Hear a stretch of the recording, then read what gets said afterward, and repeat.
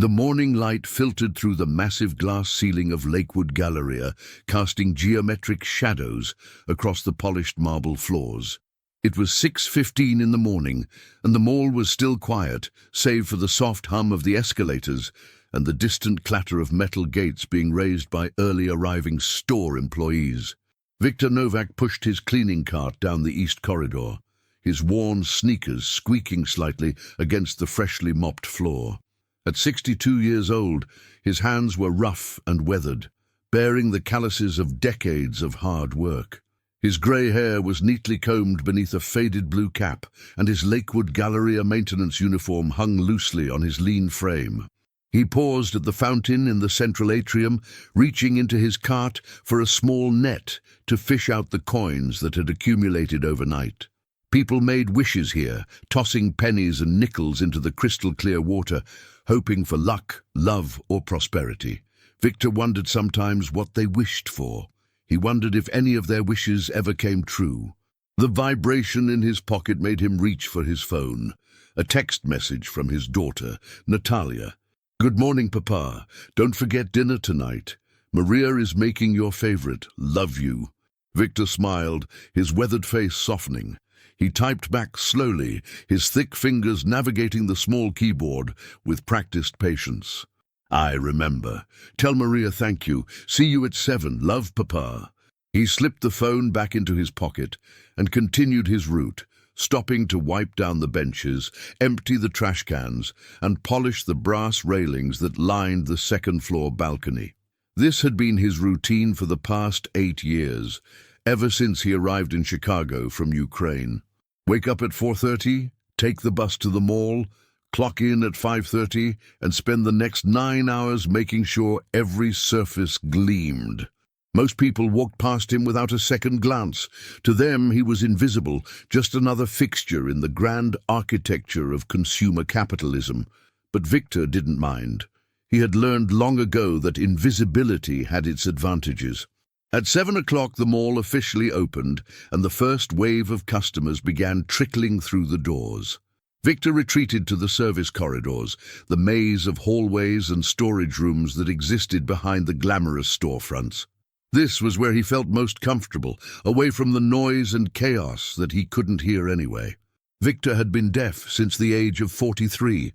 A factory accident back in Kiev had stolen his hearing, but left him with a fierce determination to survive.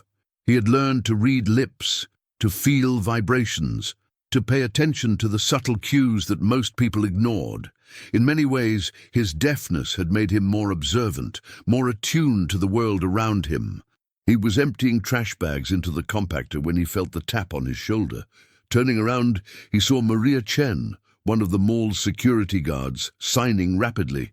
"There's a mess in the food court. Someone knocked over a smoothie display. Can you handle it?" Victor nodded, signing back, "On my way." Maria gave him a thumbs up and headed back to her rounds. She was one of the few employees who had bothered to learn sign language, and Victor appreciated her kindness more than she knew. The food court was a disaster. Bright pink smoothie had splattered across 3 tables, several chairs, and a significant portion of the floor. A young mother was apologizing profusely to the store manager while her toddler screamed in a shopping cart, clearly the culprit of the chaos. Victor retrieved his mop and began cleaning methodically, working from the outside in. The mother caught his eye and mouthed, "I'm so sorry," repeatedly. Victor simply smiled and gave her a gentle wave, trying to communicate that it was no trouble at all. He was nearly finished when he noticed her. She came striding through the food court like she owned the place, which, in a sense, she believed she did. Victoria Ashworth was the CEO of Ashworth Retail Group, a mid-sized company that operated 3 anchor stores in Lakewood Galleria. At 45, she was impeccably dressed in a cream-colored Chanel suit, her blonde hair pulled back in a severe bun, her heels clicking sharply against the marble floor. Behind her trailed 2 assistants, both clutching tablets and coffee cups, struggling to keep up with her brisk pace.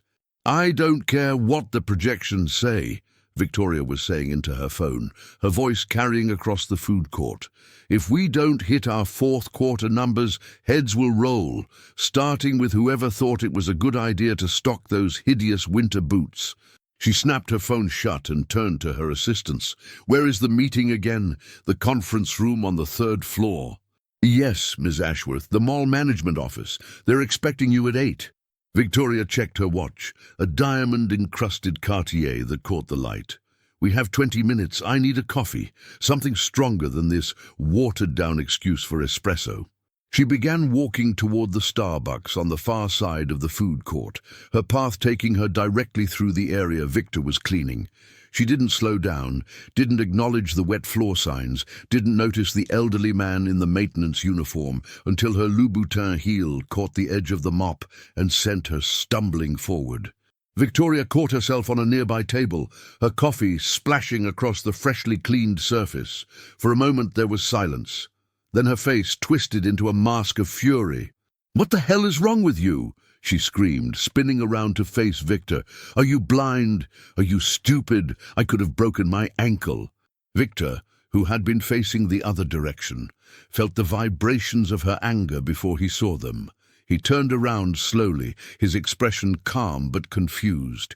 He couldn't hear her words, but he could see them spilling from her mouth in rapid, venomous bursts. "I'm talking to you!" Victoria jabbed a manicured finger in his direction. "Hello? Do you not speak English? Is that the problem?"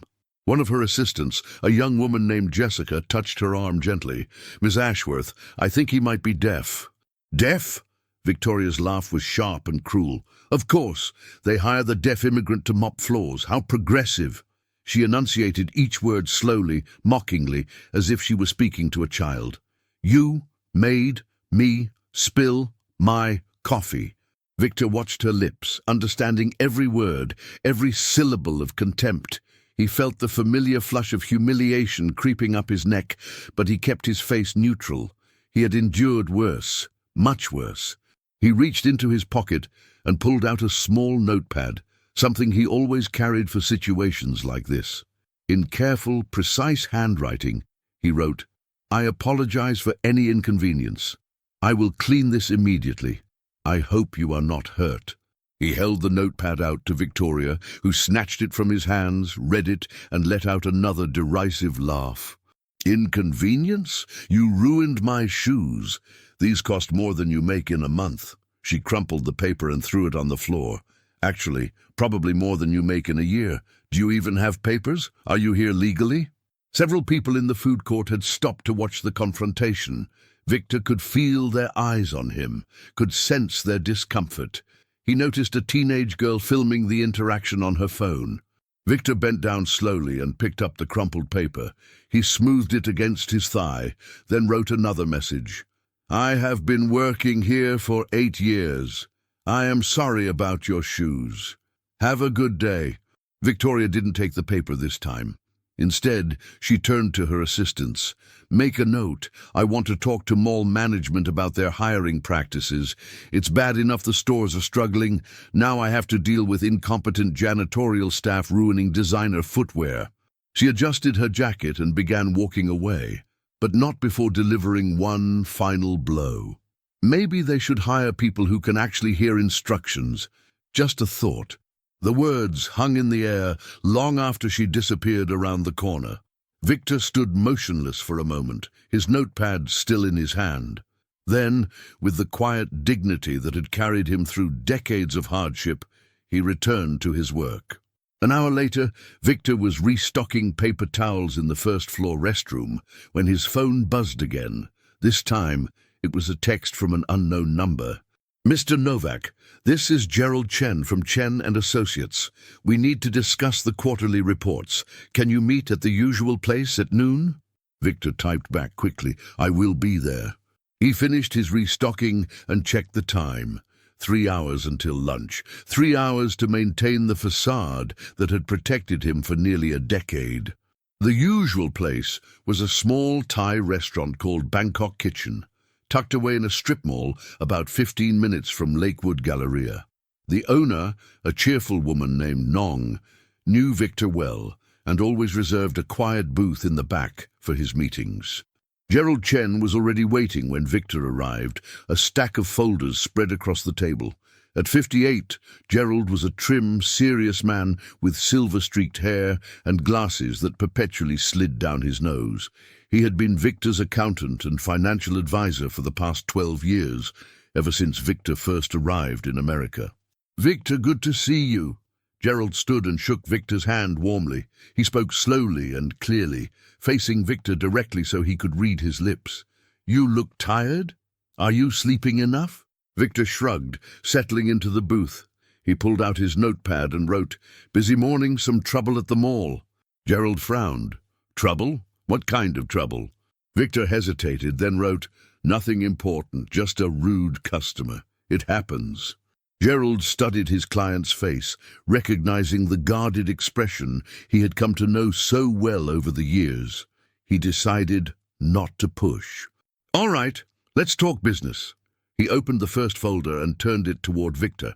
Lakewood Galleria had a strong third quarter. Occupancy is up to 92%. The renovation of the East Wing is on schedule and under budget. And the new restaurant tenant signed a 10-year lease last week. Victor nodded, scanning the numbers. His eyes, which had seemed tired just moments ago, now sharpened with keen intelligence. Gerald continued, "Your personal portfolio is also doing well. The real estate holdings in the South Loop appreciated by 15% this quarter. The stock investments are slightly above benchmark. Overall, your net worth increased by approximately $4 million since our last meeting." Victor wrote on his notepad, "Good. What about the charitable fund?" The Victor Novak Foundation distributed $200,000 in scholarships last quarter. 47 recipients, mostly immigrants and refugees pursuing higher education. The board is very pleased with the impact. Victor allowed himself a small smile. The foundation was his pride and joy, far more meaningful to him than any financial report. "There is one more matter," Gerald said, his tone becoming more serious. "I received a call from the Ashworth Retail Group last week. Their CEO is pushing for a major renovation of their flagship store at Lakewood. They're requesting a significant rent reduction during construction, citing pandemic-related losses." Victor's expression darkened. He wrote, "Victoria Ashworth?" "Yes, you know her." Victor considered his response carefully, then wrote, "We met this morning. She is not a kind woman." Gerald sighed. "That's what I've heard. She has a reputation for being difficult, but her company is one of your largest tenants. What do you want me to do?" Victor thought for a long moment. His instinct was to refuse her request, to use his power to remind her that kindness mattered, that the people she dismissed as invisible held more influence than she could imagine. But he also knew that such petty revenge was beneath him. He wrote, "Tell her we will consider the request, review her financials. If the company is truly struggling, we can negotiate. If she is lying to save money, we decline." Gerald nodded approvingly. "A fair approach. I'll have my team look into it." They finished their meal, discussing other matters, plans for a new affordable housing development in the suburbs, potential acquisitions in the retail sector, updates on Victor's grandchildren's education funds. To anyone observing them, they might have seemed like an odd pair. The distinguished accountant in his tailored suit, and the elderly man in a janitor's uniform, communicating through handwritten notes and careful lip-reading. But appearances, as Victor knew better than most, were deceiving. Victor Novak had arrived in America in 2016 with $500, a small suitcase, and the address of a cousin who had immigrated years earlier. Back in Ukraine, he had been an engineer, then a businessman, building a successful construction company in Kiev during the chaotic post-Soviet years. The accident that took his hearing had also taken his confidence. For 3 years after, he had spiraled into depression, watching his business falter, his marriage collapse, his sense of self crumble. When his daughter Natalia announced she was moving to Chicago with her husband, Victor made a decision that surprised everyone, including himself. He would start over completely. He sold his company, liquidated his assets, and converted everything into American dollars. The total came to just over 30 million, a fortune by most standards, but Victor wasn't interested in living like a wealthy man. He was interested in something far more valuable: anonymity. In Chicago, he found a small apartment in a working-class neighborhood, bought modest clothes and applied for a job at Lakewood Galleria. The mall manager, a harried woman named Patricia, had been desperate for reliable maintenance staff. She hadn't asked many questions about the quiet immigrant with excellent references and a willingness to work early shifts. Meanwhile, Victor had instructed Gerald to begin investing his money discreetly. Real estate, stocks, bonds, the portfolio grew steadily over the years. When Lakewood Galleria came up for sale in 2019, Victor saw an opportunity. He created a holding company, masked his identity through layers of legal entities, and purchased the mall outright for $47 million. Nobody knew, not the mall management, not the tenants, not even his own daughter. Victor continued mopping floors and cleaning restrooms, watching his investment flourish while remaining invisible to the people who walked past him every day. It was his secret, his private rebellion against a world that had once judged him as worthless, and he intended to keep it that way. The afternoon passed uneventfully. Victor finished his shift at 2:30, clocked out, and took the bus to Natalia's house in Lincoln Park. His granddaughter Sophia was waiting at the window and burst through the front door the moment she saw him approaching. "Grandpa!" She launched herself into his arms, her dark curls bouncing. At 7 years old, she was the light of Victor's life, her boundless energy and infectious laughter, reminding him why he had chosen to start over. Victor squeezed her tight, feeling the vibrations of her giggles against his chest. When she pulled back, she began signing rapidly, her small fingers forming the letters and words she had been learning since she was 3. "Grandpa, I learned a new sign today. Watch!" She formed the sign for rainbow, her face beaming with pride. Victor signed back, "Beautiful, you are becoming an expert." Natalia appeared in the doorway, wiping her hands on a dish towel. At 36, she had inherited her father's sharp features and her mother's warm smile. She signed a greeting to Victor, then spoke aloud for the benefit of her daughter, who was still learning. "Papa, come inside. Maria made borscht, your recipe." The house smelled like home, like the kitchen in Kiev, where Victor had spent so many evenings with his late wife, Olena. For a moment, the memory threatened to overwhelm him, but he pushed it aside and allowed Sophia to drag him into the living room. Dinner was a lively affair. Maria, Natalia's wife, served the borscht with thick slices of dark bread and a salad of fresh vegetables. Sophia dominated the conversation, chattering about her school day, her friends, the book she was reading about dinosaurs. Victor watched and listened with his eyes, following the flow of conversation through lip reading and the signed translations Natalia provided.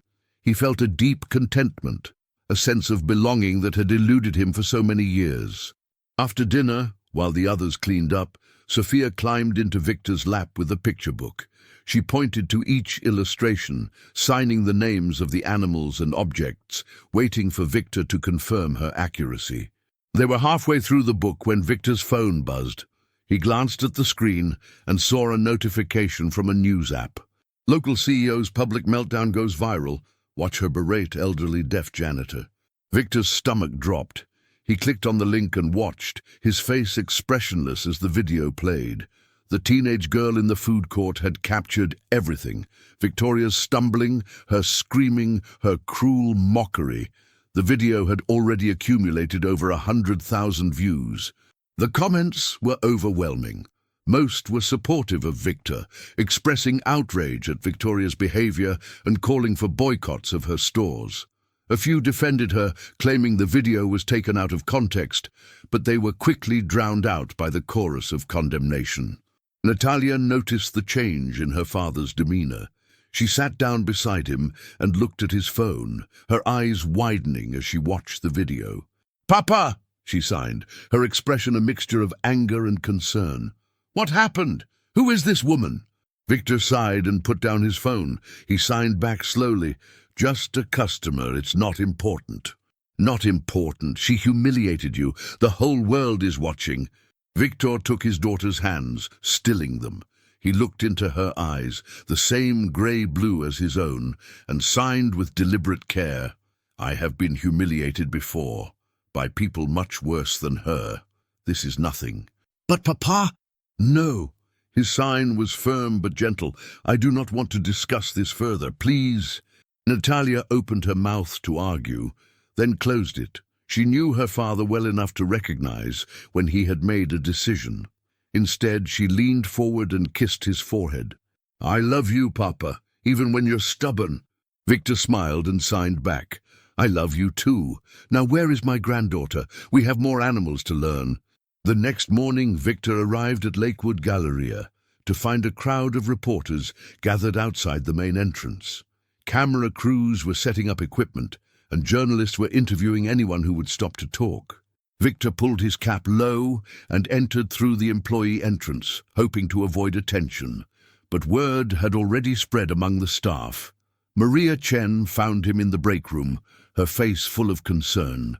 "Victor, have you seen the news?" She signed rapidly. "The video is everywhere. Everyone is talking about what happened." Victor nodded wearily. He had barely slept, the events of the previous day replaying in his mind like a loop. "The manager wants to see you," Maria continued. "Patricia, she's waiting in her office." Victor thanked her and made his way to the administrative wing. Patricia Morrison was a no-nonsense woman in her 50s, with short grey hair and a perpetually worried expression. She had always treated Victor with respect, valuing his reliability and work ethic, even if she didn't know him well on a personal level. "Victor, please sit down." Patricia gestured to the chair across from her desk. She pulled out a notepad and pen, preparing to communicate the old-fashioned way. "I assume you know why I called you in?" Victor nodded. Patricia wrote, "The video from yesterday has created a media firestorm. We've received hundreds of calls, emails, and social media messages. Most are supportive of you, demanding action against Victoria Ashworth." Victor read the note and wrote back, "I don't want to cause trouble. I just want to do my job." Patricia's expression softened. "That's exactly what I expected you to say. But I need to tell you that Ms. Ashworth has also been in contact. She's demanding that we fire you, claiming you were negligent and endangered her safety."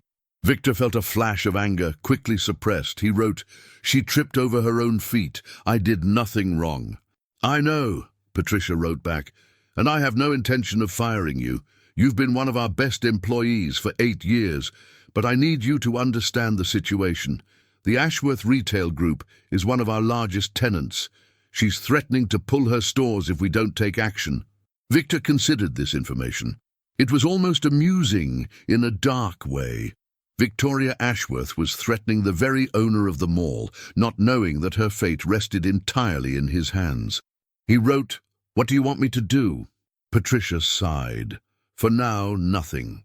I've scheduled a meeting with Ms. Ashworth for tomorrow morning to try to resolve this quietly. In the meantime, I'm going to ask you to take a few days off. Paid, of course. Just until things calm down." Victor wanted to argue, but he could see the stress in Patricia's face. She was caught in the middle, trying to protect him while also managing the business pressures she faced. He wrote, "I understand. Thank you for your support." Patricia reached across the desk and squeezed his hand. "You're a good man, Victor. I'm sorry this happened to you." Victor left the office and collected his things from his locker. As he walked toward the employee exit, he passed by the food court, the scene of yesterday's humiliation. The area was spotless, as always, the evidence of Victoria's outburst completely erased. But Victor knew that some stains were not so easily removed.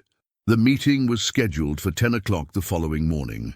Patricia had booked the main conference room on the 3rd floor, the same room where major tenant negotiations were typically held.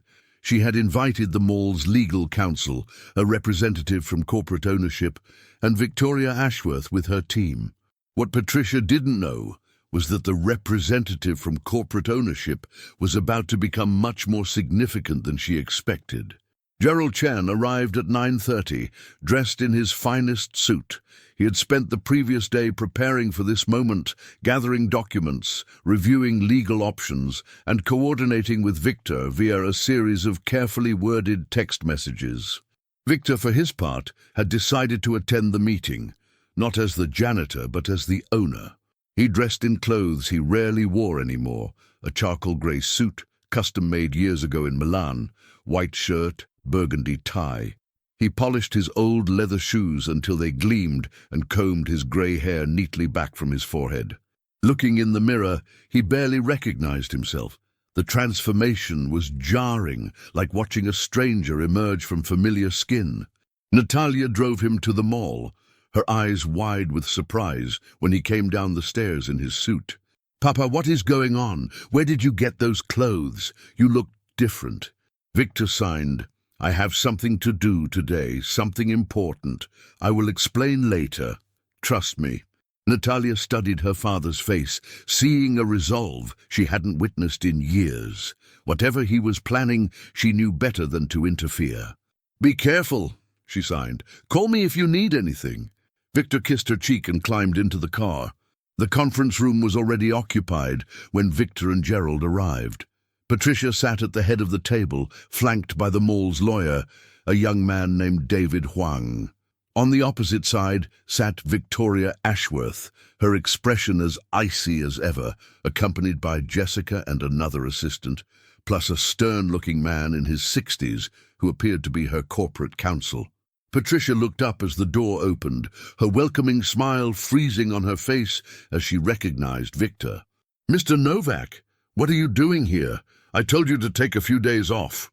Gerald stepped forward before Victor could respond. "Good morning.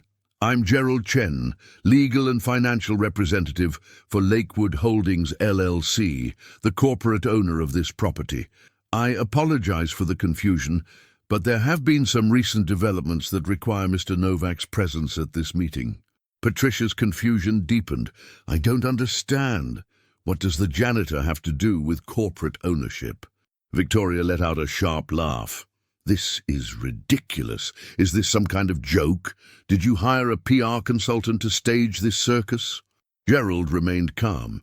He set his briefcase on the table and withdrew a thick folder of documents. "I assure you, Ms. Ashworth, this is no joke. Perhaps you should take a look at these." He slid the documents across the table. Victoria's lawyer picked them up first, his brow furrowing as he read. After a moment, he passed them to Victoria, whose expression shifted from contempt to confusion to disbelief. "This is impossible," she muttered.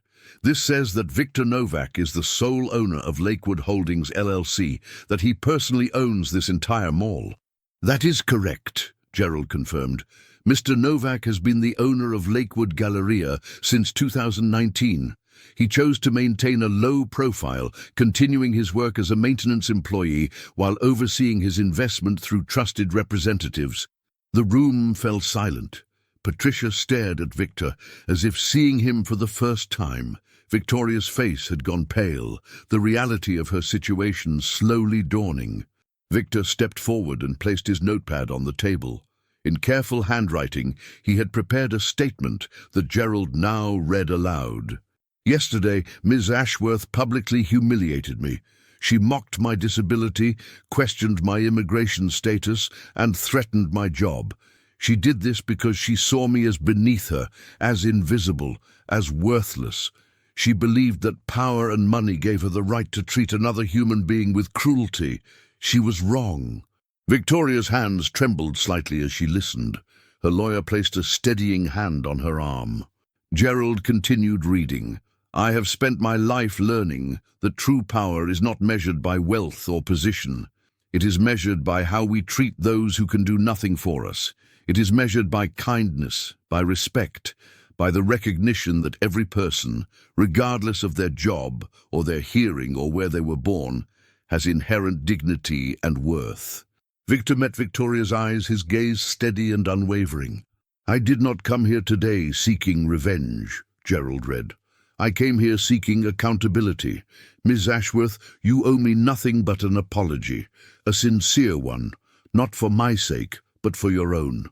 Because until you understand the pain you cause others, you will never find true success, no matter how many stores you own or how much money you make." The silence stretched on. Victoria's lawyer leaned over and whispered something in her ear. She shook him off, her expression unreadable. Finally she stood. Her posture was rigid, her jaw tight, but something in her eyes had shifted, some flicker of recognition or shame. "Mr. Novak," she began, her voice strained. I don't know what to say. I had no idea who you were. I thought that I was just a janitor." Victor wrote on his notepad and held it up for her to see. Victoria swallowed hard. "Yes, I'm not proud of it. I'm not proud of any of it." She took a deep breath, and when she spoke again, her voice was quieter, stripped of its usual arrogance. "I owe you an apology. Not because you own this mall, but because I was cruel. I was wrong. I treated you like you were less than human, and there's no excuse for that. I'm sorry." Victor studied her face, searching for sincerity. He had learned long ago to read people through their expressions, their body language, the subtle tells that revealed true character beneath the masks we all wear. What he saw in Victoria was complicated. She was afraid, yes, her carefully constructed world, threatened by this unexpected revelation. But there was also something else, a crack in the armor, a glimpse of the person beneath the CEO.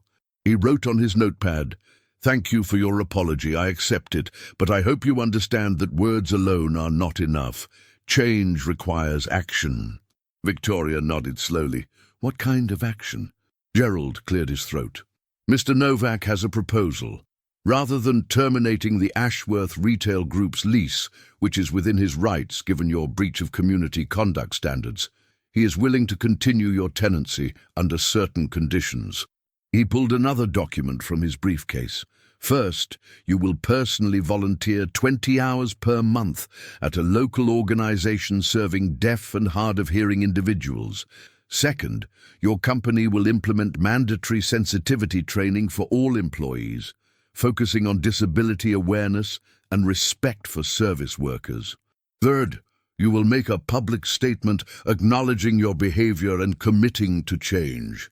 Victoria's lawyer bristled. "These demands are excessive. My client has already apologized. You can't—" "I can," Victor wrote, his expression firm.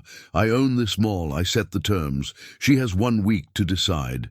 Victoria placed a hand on her lawyer's arm, silencing him. She looked at Victor for a long moment, something shifting in her expression. "You don't need a week," she said quietly. "I'll do it, all of it." Victor allowed himself a small nod. It wasn't forgiveness, not yet, but it was a beginning. The meeting concluded with handshakes and promises. Patricia, still reeling from the revelation, approached Victor as the others filed out. "Victor, Mr. Novak, I don't even know what to call you now. Why didn't you ever say anything? 8 years, and I had no idea." Victor smiled and wrote, "You never asked, and I never wanted special treatment. I just wanted to work." Patricia shook her head in wonder. "You're an extraordinary man. I hope you know that." Victor thanked her and left the conference room. Gerald walked beside him, a satisfied smile on his face. "That went well," Gerald said, signing as he spoke. "Better than I expected, actually. She seemed genuinely affected." Victor shrugged. "Time will tell. People can promise anything when they're afraid. The real test is what they do when no one is watching." They took the elevator down to the main floor. The mall was busy now, filled with shoppers and noise and life.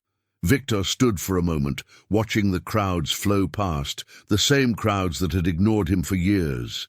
"What now?" Gerald asked. "Are you going to keep working as a janitor?" Victor considered the question. Part of him wanted to continue, to maintain the anonymity and simplicity he had grown to cherish. But the events of the past 2 days had changed something. The secret was out, at least partially. Things could never go back to the way they were. He wrote, "I don't know yet, but I think maybe it's time for a change." 3 months later, Lakewood Galleria unveiled a new initiative, the Novak Community Center, located in a renovated section of the mall's lower level.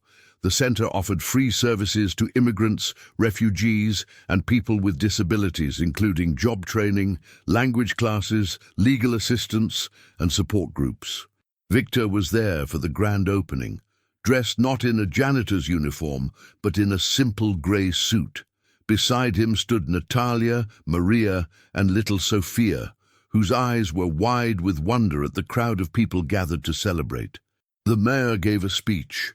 Local news cameras captured the event, and when it came time for Victor to cut the ribbon, he did so with steady hands and a full heart. Afterward, as the crowds dispersed and the cameras packed up, Victor found himself standing alone in the new center. The walls were decorated with artwork donated by local deaf artists. The shelves were stocked with books in a dozen languages. The space hummed with potential, with the promise of lives that would be changed within these walls. Victoria Ashworth approached him hesitantly. True to her word, she had completed her community service hours and implemented the training programs at her company. She had also made a public statement that went viral, not for its controversy this time, but for its vulnerability. "Mr. Novak," she said, speaking slowly so he could read her lips, "I wanted to thank you for giving me a second chance." Victor tilted his head, inviting her to continue. "I've been thinking a lot about what you said, about how we treat people who can do nothing for us." She paused, her voice catching slightly. "I realized I've spent my whole career climbing over people, seeing them as obstacles or tools instead of human beings. I thought that was how you succeeded. I was wrong." She reached into her purse and pulled out an envelope. "This is a check for $500,000. I'd like to donate it to the foundation, if you'll accept it." Victor studied the envelope, then studied Victoria. She looked different than she had 3 months ago. The sharp edges had softened. The perpetual frown had eased. She looked, for the first time, like someone who was beginning to find peace. He took the envelope and wrote on his notepad, "Thank you. This will help many people." Victoria nodded, relief evident in her expression. "I know it doesn't erase what I did, but I hope it's a start." Victor considered her words, then wrote, "It is, and I hope you continue, not for me, but for yourself. The person you become is more important than the person you were." Victoria read the note and blinked back tears. "Thank you, Mr. Novak, for everything." She left the center and Victor watched her go. He thought about the strange journey that had brought them both to this moment. Two people from vastly different worlds, connected by a chance encounter and a viral video. Life was unpredictable that way. You never knew which moment would change everything, which stranger would become a catalyst, which act of cruelty would ultimately lead to redemption. Sophia tugged at his hand, pulling him back to the present. She signed excitedly, "Grandpa, can we get ice cream? Mom said if I was good we could get ice cream." Victor laughed, a deep rumbling sound that he felt rather than heard. He scooped his granddaughter into his arms and signed back, "Ice cream sounds perfect, let's go." They walked out of the center together, past the food court where everything had started, past the fountain where people still threw coins and made wishes. Victor no longer wondered what they wished for. He knew that wishes, like apologies, meant nothing without action. What mattered was what you did next. The summer sun warmed Victor's face as he stepped outside, Sophia chattering happily in his arms. Natalia and Maria caught up with them, linking arms as they walked toward the parking lot. "Papa," Natalia signed, "are you happy?" Victor considered the question. Happiness was a complicated thing, he had learned. It wasn't a destination, but a journey. Not a constant state, but a series of moments strung together like pearls on a string. He thought about Elena, gone now for 15 years. He thought about his homeland, scarred by war and uncertainty. He thought about the years of struggle, the loneliness of starting over, the daily indignities of being overlooked and underestimated. But he also thought about the warmth of his granddaughter in his arms, the love of his daughter, the friends he had made, the lives he had touched. He thought about the community center and the foundation, and all the small ways he had tried to make the world a little better. He signed back, "Yes, I think I am." They piled into the car and drove to the ice cream shop, where Sophia ordered a towering sundae with extra sprinkles, and Victor pretended not to notice when she snuck bites of his vanilla cone. As they sat together in the afternoon light, surrounded by laughter and love, Victor felt a peace he hadn't known in years. The world was still imperfect, still filled with cruelty and injustice, and people like Victoria Ashworth had been. But it was also filled with moments like this, small oases of joy that made everything else bearable. And that, Victor thought, was enough, more than enough. It was everything. 6 months after the incident at the mall, Victor received an unexpected visitor at his apartment. It was a Tuesday morning, and he was preparing for his weekly shift at the community center when the doorbell light flashed. He opened the door to find a young woman standing nervously on his doorstep. She was in her mid-20s, with dark hair and tired eyes, clutching a folder of documents to her chest. Victor recognized her immediately. It was Jessica, Victoria Ashworth's former assistant. He stepped aside and gestured for her to enter, his expression curious but welcoming. Jessica moved hesitantly into the small living room, her eyes taking in the modest surroundings, the family photos on the walls, the worn but comfortable furniture. Victor handed her a notepad and pen, the universal communication tool that had served him so well over the years. Jessica wrote, "I'm sorry to come unannounced. I didn't know how else to reach you. I quit my job with Victoria 3 months ago. I couldn't do it anymore after what happened." Victor nodded, waiting for her to continue. "I've been struggling," Jessica wrote.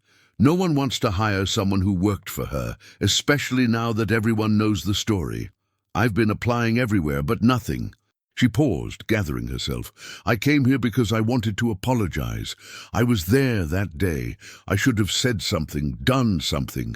Instead, I just stood there like a coward." Victor studied the young woman's face, seeing the guilt and shame she carried. He remembered her from the food court, the quiet voice that had pointed out he might be deaf, the only moment of humanity in Victoria's tirade. He wrote, "You did speak up. Not enough, perhaps, but more than others. Why do you carry so much guilt?" Jessica's eyes welled with tears, because I knew who she was. I'd seen her treat people terribly for years, the janitors, the security guards, the food service workers. She was horrible to everyone she considered beneath her, and I never said anything because I was afraid of losing my job. She wiped her eyes with the back of her hand. "After the video went viral, I couldn't sleep. I kept seeing your face, so calm and dignified while she screamed at you. It made me realize how small I was, how complicit." Victor was quiet for a moment, considering her words. Then he wrote, "Fear makes cowards of us all at times. What matters is what we do when we find our courage." Jessica read the note and let out a shaky breath. "That's why I'm here. I want to do something meaningful. I want to make up for all the times I stayed silent." Victor studied her, seeing beyond the nervous exterior to something deeper, a genuine desire for change, a willingness to grow. He wrote, "The community center is looking for volunteers. We need people to help with job training programs, particularly for immigrants who are learning English. The work is not glamorous. The hours are long. The pay is non-existent, but it matters." Jessica's face lit up. "I would love that. I studied education in college before I went into corporate work. I always wanted to teach." Victor smiled and wrote, "Then perhaps this is your chance to find your way back." Over the following weeks, Jessica became a fixture at the Novak Community Center. She threw herself into the work with a dedication that surprised everyone, including herself. She taught English classes in the mornings, helped with job applications in the afternoons, and stayed late into the evening to assist anyone who needed extra support. Victor watched her transformation with quiet satisfaction. He had seen many people like Jessica over the years, people who had lost their way and were searching for something more. Sometimes they found it, sometimes they didn't.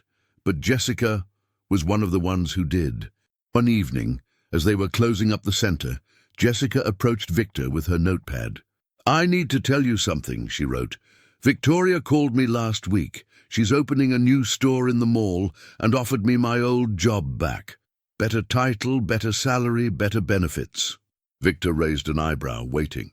"I said no," Jessica continued.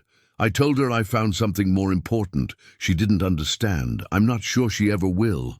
Victor smiled and wrote, "You made the right choice, not for me but for yourself. Purpose is worth more than any salary." Jessica nodded, tears in her eyes again, but this time from gratitude rather than guilt. "Thank you, Mr. Novak, for giving me a second chance, for showing me that it's never too late to become the person you want to be." Victor patted her shoulder gently. It was one of the few physical gestures he allowed himself, a small bridge across the silence that surrounded him. "We are all works in progress," he wrote. "The key is to keep working." A year after the incident, the Novak Community Center celebrated its first anniversary with a block party that spilled out into the mall's central atrium. There was food from a dozen different cultures, music provided by local immigrant musicians, and activities for children of all ages. Victor stood at the edge of the crowd, watching the festivities with a full heart. Beside him was Gerald, who had traded his usual suit for a casual polo shirt and khakis. "You've built something remarkable here," Gerald said, signing as he spoke. "The foundation has helped over 200 families this year. The scholarship program has expanded to 3 cities, and the community center is being recognized as a national model." Victor shrugged modestly. "I had help. Many people contributed." "True, but it started with your vision, your generosity." Gerald paused, then added, "and your ability to see the best in people, even when they don't see it in themselves." Before Victor could respond, Sophia came running up, her face painted with a rainbow design. She grabbed his hand and pulled him toward the dance floor, where a group of children and adults were attempting something that looked like a hybrid of salsa and line dancing. Victor allowed himself to be pulled into the fray, his feet finding their own rhythm, despite not being able to hear the music.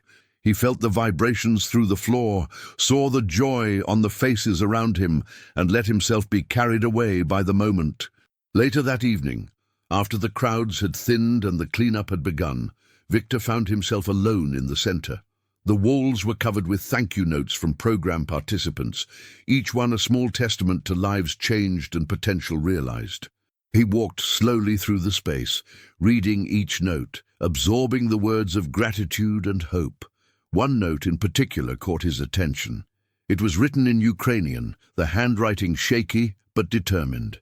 "Mr. Novak, I came to America 3 months ago with nothing.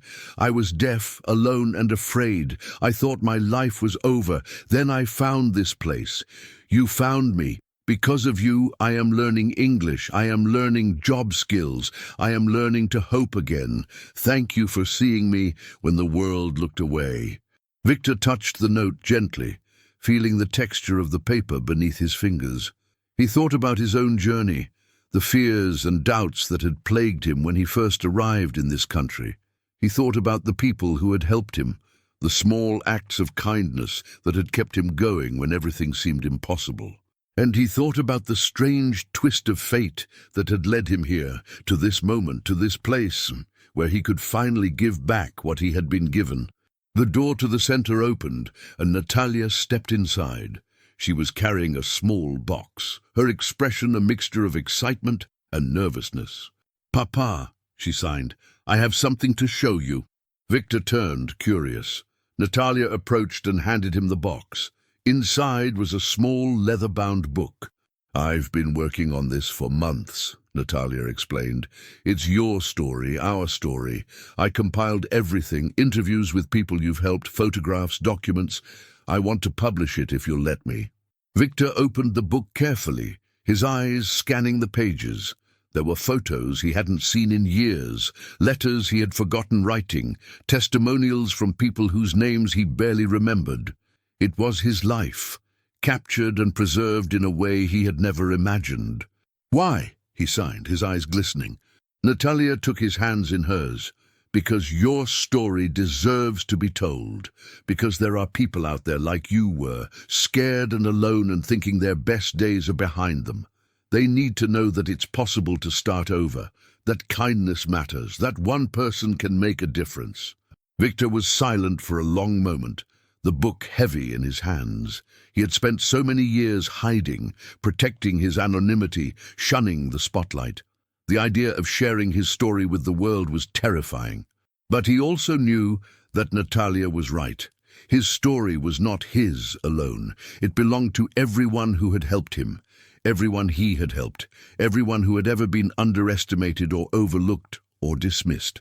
It was a story of resilience and redemption, of falling down and getting back up, of finding purpose in the most unexpected places. "Yes," he signed finally. "You can publish it, but on one condition."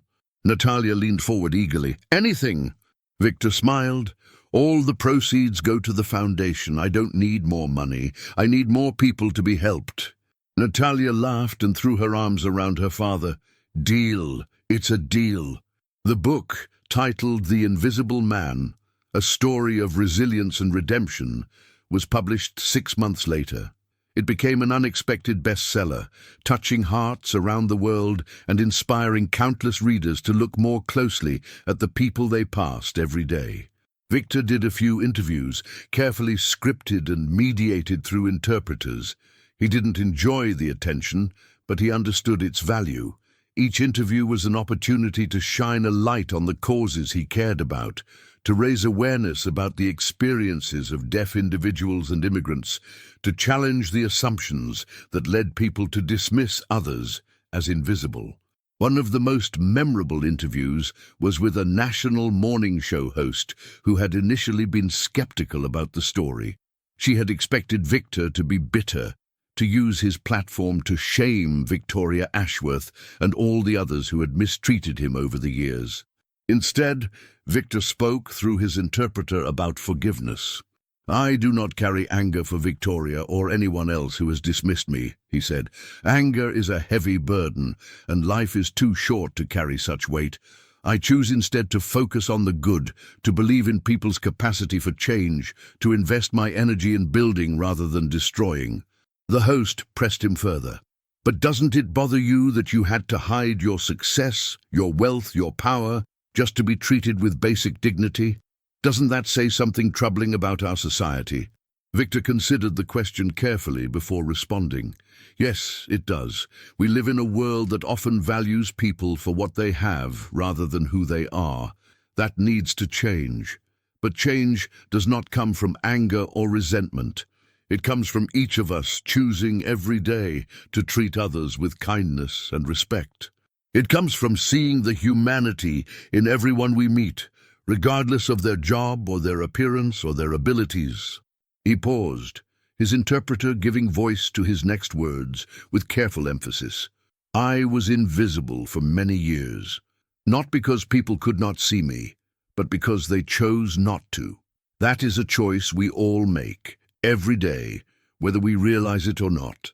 I hope that my story encourages people to choose differently." The interview went viral, reaching millions of viewers around the world. Many people wrote to Victor afterward, sharing their own stories of invisibility and resilience, of being overlooked and finding ways to persevere. One letter came from a young deaf immigrant in Texas who'd been working as a dishwasher at a restaurant, struggling to make ends meet while pursuing a degree in engineering. Victor's story had given him hope, he wrote, had shown him that his dreams were not impossible. Victor wrote back personally, offering encouragement and information about scholarship opportunities through the foundation. A year later, that young man graduated with honors and was offered a job at a prestigious engineering firm. He credited Victor with changing his life. Stories like that were Victor's true reward, far more valuable than any financial success or public recognition. They were proof that kindness rippled outward, touching lives in ways both seen and unseen. 3 years after the incident in the food court, Victor Novak stood on the stage of Lakewood Galleria's central atrium, preparing to deliver the keynote speech at the annual Community Leadership Awards ceremony. The event, was a celebration of local individuals and organizations who had made significant contributions to the Chicago area. This year, Victor was being honored with the Lifetime Achievement Award, a recognition that still felt surreal to him. The atrium was packed with hundreds of attendees, including local politicians, business leaders, community activists, and representatives from the many organizations Victor had supported over the years. His family sat in the front row, Natalia and Maria on either side of Sophia, who was now 10 years old and serving as one of the event's junior ambassadors. Gerald Chen stood at the back of the room, watching proudly as his longtime client and friend prepared to address the crowd. Victor's hands trembled slightly as he took his place at the podium. Despite the years of public exposure, he had never grown comfortable with large audiences. The silence that surrounded him could feel isolating in moments like this, a barrier between himself and the hearing world. But then he looked out at the crowd and saw the faces of people he loved, people he had helped, people who believed in him, and he remembered why he was here. He began to sign, his movements deliberate and graceful, while an interpreter gave voice to his words. 3 years ago, I was mopping the floor of this very atrium when my life changed forever. A woman tripped over my mop and unleashed her anger in a way that was captured on video and seen by millions. That moment could have destroyed me. Instead, it freed me. The crowd was silent, attentive, hanging on every word. For years, I had hidden myself, my success, my resources, because I believed that anonymity was the only way to protect myself from judgment. I had been hurt before, dismissed and underestimated because of my deafness, my accent, my foreign name. I thought that by staying invisible I could avoid that pain. He paused, letting his words sink in. But invisibility has a cost. It keeps us safe, but it also keeps us alone. It protects us from judgment, but it also denies us connection. I spent years watching the world from behind a mask, never allowing anyone to see the real me. His eyes found Natalia in the crowd and he smiled. The woman who yelled at me that day did me an unexpected favor. She forced me out of hiding. She made me confront the fear that had kept me small for so long. And in doing so, she gave me the opportunity to become something more than I had ever imagined. The interpreter's voice was steady, but Victor could see tears in her eyes as she translated his next words. I am not here tonight to celebrate myself. I am here to celebrate all of you, everyone in this room who has chosen to see the invisible, to lift up the overlooked, to believe in the potential of every human being regardless of their circumstances. He gestured toward the community leaders seated throughout the atrium. The teachers who stay late to help struggling students, the social workers who advocate for families in crisis, the volunteers who show up week after week, asking nothing in return, the business owners who hire people others won't give a chance. You are the true heroes. You are the ones who make this city, this country, this world worth living in. Victor's signs grew more emphatic, his passion evident in every movement. I have been blessed with resources that most people do not have. I do not take that for granted. But resources alone cannot change the world. What changes the world is human connection, the simple act of seeing another person and recognizing their worth. That is something we can all do, regardless of our bank accounts or our job titles or our abilities. He looked out at the crowd one final time, his gaze sweeping across the sea of faces. I leave you with a challenge. Tomorrow and every day after, look for the invisible people in your life, the janitor who cleans your office, the cashier who rings up your groceries, the person on the street whom you usually pass without a glance. See them, acknowledge them, let them know that they matter. His final sign was simple but profound. Thank you. The applause that followed was thunderous, a wave of sound that Victor felt through the floor and in the vibrations of the air. He stepped back from the podium, his heart full, and allowed himself to be enveloped by the moment. Later that night, After the ceremony had ended and the crowds had dispersed, Victor walked through the empty mall one last time. The stores were closed, the corridors quiet, the only light coming from the emergency exits and the soft glow of the fountain in the central atrium. He paused at the spot where Victoria Ashworth had stumbled 3 years earlier, the spot where his life had changed forever. It looked no different from any other patch of polished marble, unremarkable and easily overlooked. But Victor knew better. He knew that the most significant moments often happened in the most ordinary places, that the course of a life could be altered by a single instant, a single encounter, a single choice. He had spent so many years believing that he needed to hide to survive. Now he understood that true survival meant being seen, being vulnerable, being willing to share both your struggles and your successes with the world. He was no longer invisible. He was Victor Novak, a deaf immigrant, a janitor, a billionaire, a philanthropist, a father, a grandfather, a friend. He was all of these things and more, a complex human being who had been shaped by hardship and lifted up by love. And he was grateful for the pain that had refined him, grateful for the people who had supported him, grateful for the opportunity to make a difference in the lives of others. As he walked toward the exit, Victor passed a young janitor who was beginning the night shift. The young man looked up, recognized the famous face, and froze, his mop dripping forgotten water onto the floor.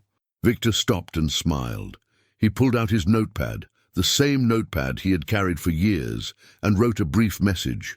"Thank you for keeping this place clean. Your work matters. Never let anyone tell you otherwise." He handed the note to the stunned janitor, patted him on the shoulder, and continued on his way. Outside, the Chicago night was cool and clear, the stars visible beyond the glow of the city lights. Victor took a deep breath, feeling the air fill his lungs, feeling the world stretch out around him in all its beauty and complexity. He thought about all the people who had passed through these doors over the years, all the stories that had unfolded within these walls. He thought about the ripples that spread outward from every act of kindness, every moment of connection, every choice to see rather than look away. And he thought about the future, the generations yet to come who would inherit the world he and others were building. He hoped they would do better than his generation had done. He hoped they would learn from the mistakes of the past and create something more just, more compassionate, more human. But he also knew that hope alone was not enough. Change required action. It required people willing to stand up, to speak out, to put their resources and their reputations on the line for what they believed in. Victor had done his part.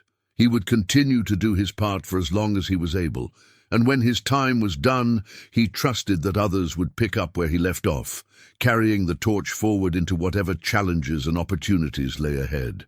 The automatic doors slid open as he approached, and Victor stepped out into the night. A car was waiting for him at the curb, Natalia behind the wheel, Sophia waving excitedly from the back seat. He climbed into the passenger seat and buckled his seatbelt. Natalia reached over and squeezed his hand, her eyes full of pride and love. "Ready to go home, Papa," she signed. Victor smiled, feeling the warmth of his family surrounding him, the weight of his achievements resting lightly on his shoulders. "Yes," he signed back, "let's go home." The car pulled away from the curb and merged into the flow of traffic, carrying Victor Novak away from the mall that had shaped so much of his life. Behind him, Lakewood Galleria gleamed in the darkness, a beacon of light and commerce and human connection. And somewhere inside, a young janitor was reading a handwritten note, feeling seen for perhaps the first time in his life, and beginning to believe that his story, too, might have a happy ending. The seasons turned, as they always do, and life continued its relentless forward march. Victor settled into a new rhythm, one that balanced his philanthropic work with the simple pleasures of family and friends. He officially retired from his janitorial position, though he still visited the mall regularly, walking through the corridors that held so many memories, chatting with the employees who had become like family over the years. Patricia Morrison had retired as well, replaced by a younger manager who knew Victor only by reputation, but the story had become legend within the mall's culture, a reminder to treat everyone with respect, regardless of their position. Victoria Ashworth's transformation proved to be genuine.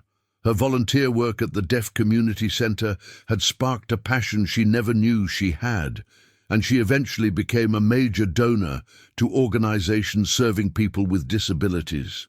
The arrogant CEO who had berated Victor in the food court was gone, replaced by someone humbler, kinder, more attuned to the world beyond her own ambitions. They developed an unlikely friendship over the years, Victor and Victoria, meeting occasionally for lunch to discuss philanthropic strategies and share updates on their respective lives. It was a testament to the possibility of change, proof that even the most hardened hearts could soften given the right circumstances and the willingness to grow. Jessica, the former assistant, eventually became the director of the Novak Community Centre, bringing a level of energy and innovation that exceeded even Victor's expectations. Under her leadership, the centre expanded its programs, opened satellite locations in other cities, and became a national model for immigrant and disability services. Sophia grew into a remarkable young woman, fluent in both spoken English and American Sign Language, passionate about social justice and determined to follow in her grandfather's footsteps. She was accepted to Northwestern University on a full scholarship, where she planned to study public policy with a focus on disability rights. At her high school graduation, she delivered a speech that brought the audience to tears. She spoke about her grandfather, about the lessons he had taught her, about the importance of seeing the invisible and lifting up the overlooked. "My grandpa always says that true power is not measured by wealth or position," she told the crowd. "It is measured by how we treat those who can do nothing for us. I have watched him live that philosophy every day of my life, and it has shaped who I am and who I want to become." Victor sat in the audience, Natalia on one side of him and Maria on the other, tears streaming down his weathered face. He had never been more proud, more grateful, more convinced that his life had meaning. After the ceremony, Sophia found him in the crowd and threw her arms around him. She held on for a long moment, and Victor felt the years of love and connection flowing between them, unspoken but deeply understood. "I love you, Grandpa," she signed when she finally pulled back. Victor touched her face gently, his eyes crinkling with emotion. "I love you too, my heart. I'm so proud of you." Sophia grinned, the same grin she had worn as a 7-year-old, learning her first signs.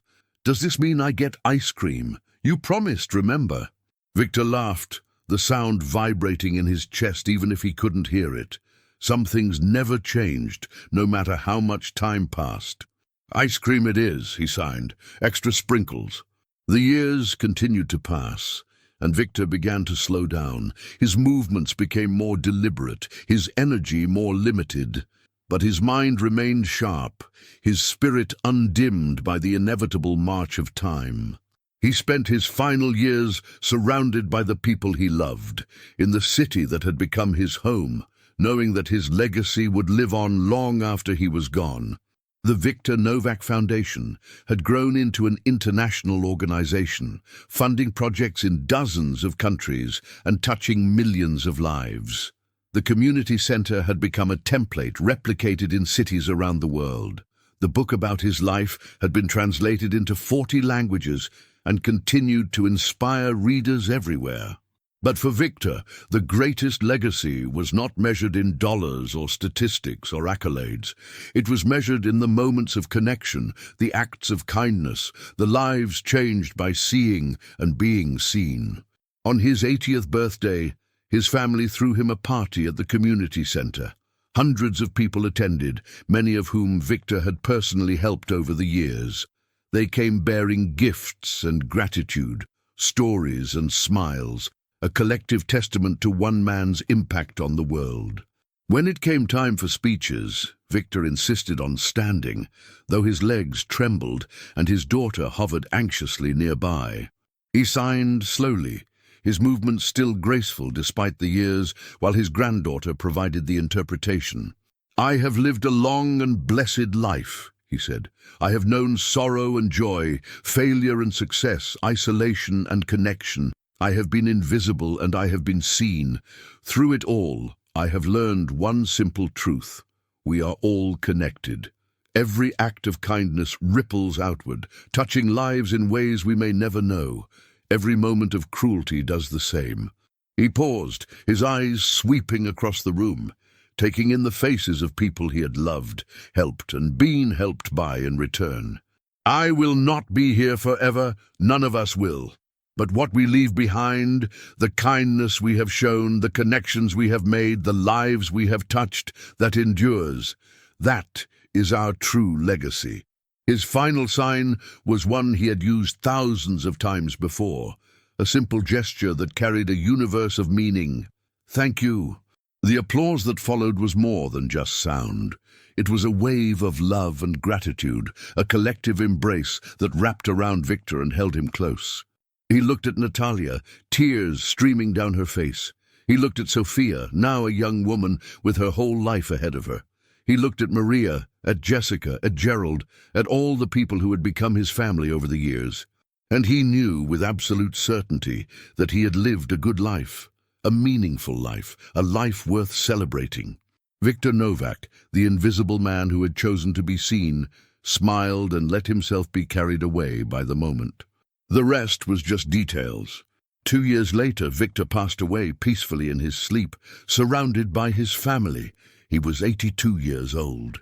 The funeral was held at the community center, the place that had become the physical embodiment of his legacy. Thousands of people attended, including dignitaries and politicians, celebrities and CEOs, but also janitors and cashiers, immigrants and refugees, the ordinary people Victor had spent his life championing. Sophia delivered the eulogy, her voice steady even as tears streamed down her face. "My grandfather was not a perfect man," she said. "He would be the first to tell you that. He made mistakes, he had regrets, but he never stopped trying to be better, to do better, to help others be better too." She paused, gathering herself. "He taught me that true strength is not about power or wealth. It is about kindness. It is about seeing the invisible. It is about choosing every day to make the world a little brighter than you found it." She looked out at the crowd, seeing faces from every walk of life, united in their grief and gratitude.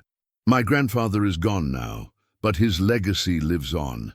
It lives on in this center, in the foundation, in the millions of lives he touched.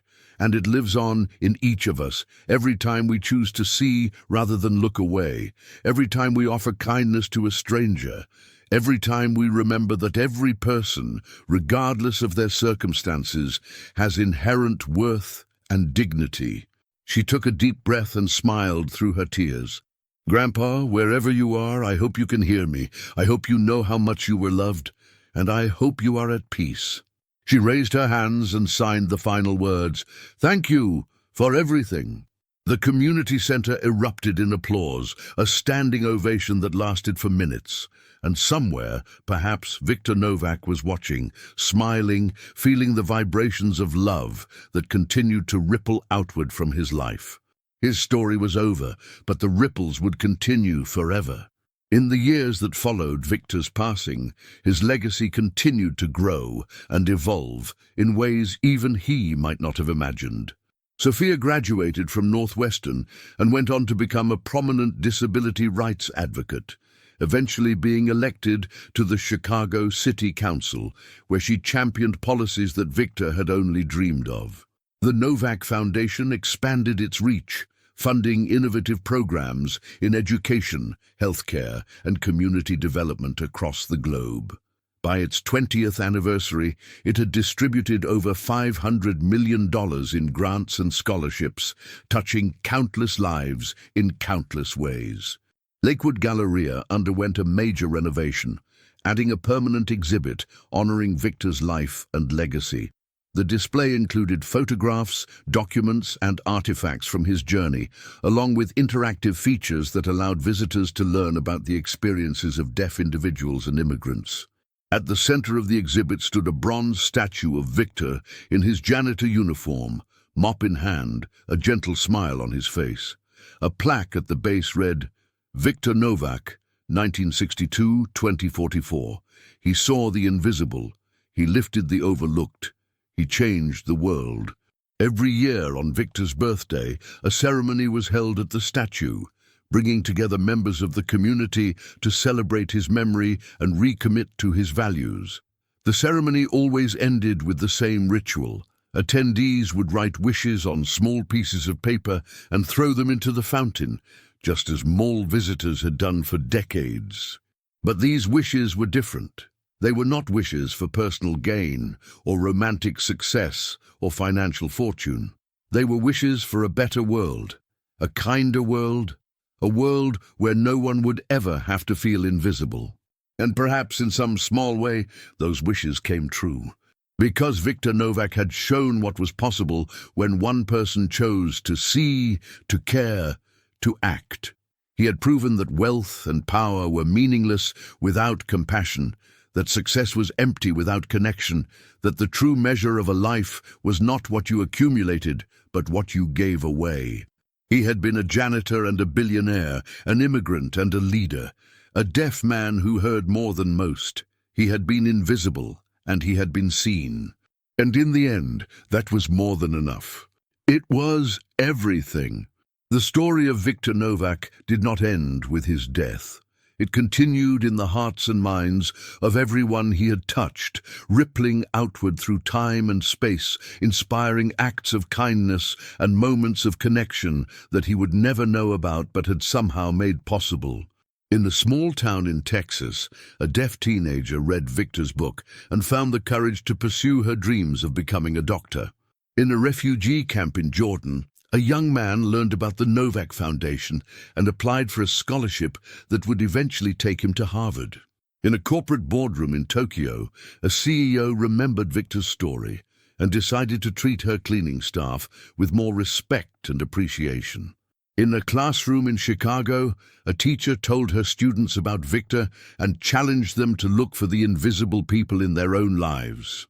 Each of these moments, and millions more like them, were threads in a tapestry that Victor had begun weaving long ago, a tapestry of human connection, of compassion, of the simple but revolutionary idea that every person matters. Victor could not hear the applause at his funeral.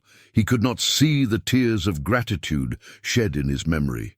He could not know the full extent of the impact he had made on the world. But perhaps he knew something even more important. Perhaps he knew, in those final moments of his life, that he had lived with purpose and love, that he had faced his challenges with courage and dignity, that he had turned his pain into a gift for others.